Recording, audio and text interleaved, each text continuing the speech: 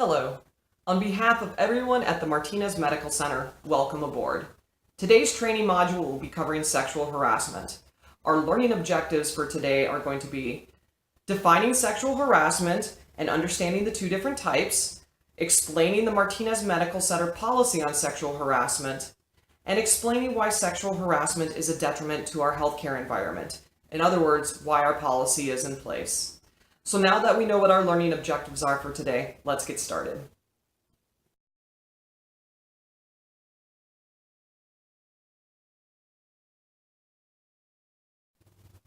First, let's start with the definition of sexual harassment. The Equal Employment Opportunity Commission states, it is unlawful to harass a person, an applicant or employee, because of that person's sex. Harassment can include sexual harassment or unwelcome sexual advances, requests for sexual favors, and other verbal or physical harassment of a sexual nature.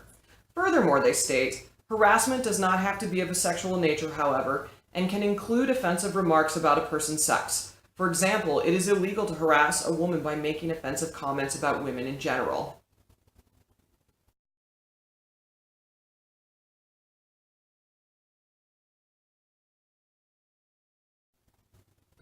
Sexual harassment is divided into two categories, quid pro quo and hostile environment. Quid pro quo literally translates to this for that. It occurs when a job-related benefit is made contingent on an employee's submission to sexual advances. Sexual advances could include anything from a request for a date to full sexual contact in exchange for job-related benefits such as pay, promotions, or time off work.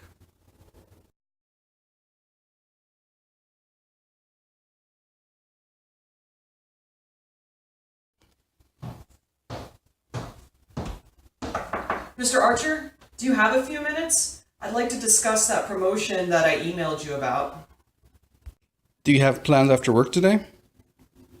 No? Well, there's a bar down the street. They've got a great happy hour. Why don't you meet me there and we can talk about that promotion then? What did you see there?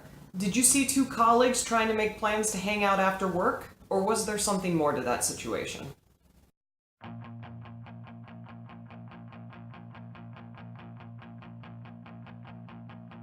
Hey Jillian, thanks for coming out with me. I really needed someone to talk to after the day I had. How'd it go? Terrible. I go in there to talk to him about the promotion, and instead of discussing it with me, he suggests we go to some bar after work where we can talk about it. I don't know, it's so weird. I don't want to go to some bar just so I can talk about my promotion. I mean, he's my boss. We should talk about it at work. So he won't talk about it unless you go out with him with a date? I guess. I don't know. I mean, I don't want to think he would mean that, but why would he suggest that? Do you think he would have said that to John or Frank? I don't know. I sort of think I should file a complaint with HR, because if I don't do something, he might keep making these creepy suggestions every time I want to bring up something work-related. I'm so upset by this whole thing. I think I'm just going to call out tomorrow. Even though this may have seemed like a harmless attempt to try to socialize with a coworker, to Jessica, it seemed as though Mr. Archer would only discuss a potential promotion if she went out with him.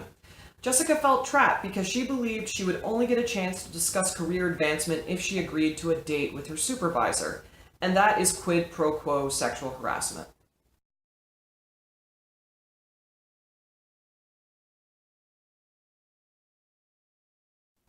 Hostile environment is much more common than quid pro quo type sexual harassment. Hostile environment occurs when any behavior of an individual is perceived as offensive or undesirable. This can include things like sexually explicit jokes, pictures in the office, comments, or sexual language. In this type, the offender is not necessarily trying to obtain something from another individual. They are trying to intimidate, belittle, offend, or simply bother another individual using gender and sexuality. Did you guys watch The Daily Show the other day? That scandal with the Phoenix VA is crazy. I used to work there, I've met some of those people and talked with some of those people, and God, I really hope it's just not true. Yeah, that's what you get when you get a woman running things.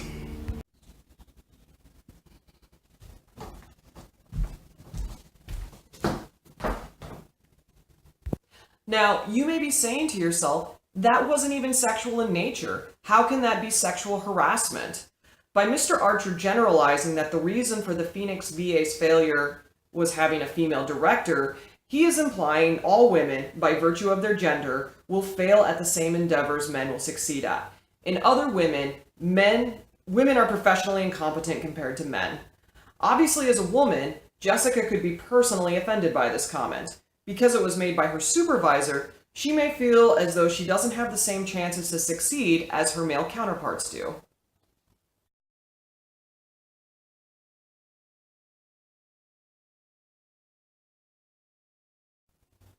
The law regarding sexual harassment can be difficult to understand. To avoid confusion, we have implemented our own organizational policy on sexual harassment. Now that you understand what constitutes sexual harassment, it is important that you understand our sexual harassment policy. Regarding sexual harassment, Martinez Medical Center has a zero tolerance policy for any behaviors or actions that would afflict anybody within the hospital. These behaviors are grounds for disciplinary actions, which can include termination. Those protected by this policy includes, but is not limited to, employees, patient family members and other visitors, volunteers, interns, residents, students, and contracted employees.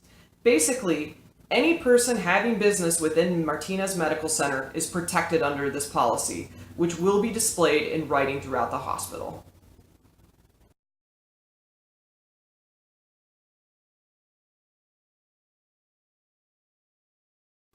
At this point, you may be thinking, all of this to avoid a couple of off-color jokes? What is the big deal around here?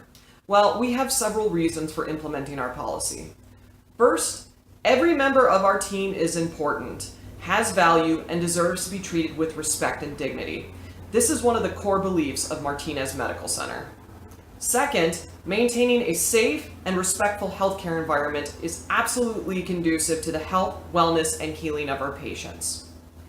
Third, if our employees are afraid to come to work, this will affect attrition rates, the hospital's reputation, the hospital's bottom line, and most importantly, our patients' safety. And finally, if our patients and their families don't feel safe in our hospital, they will surely spread the word and seek medical care elsewhere. These sorts of occurrences can cause a medical facility to close their doors permanently. So as you can see, a little joke can go a long way. Thank you for your attention for this training module. We hope you found it informative and helpful.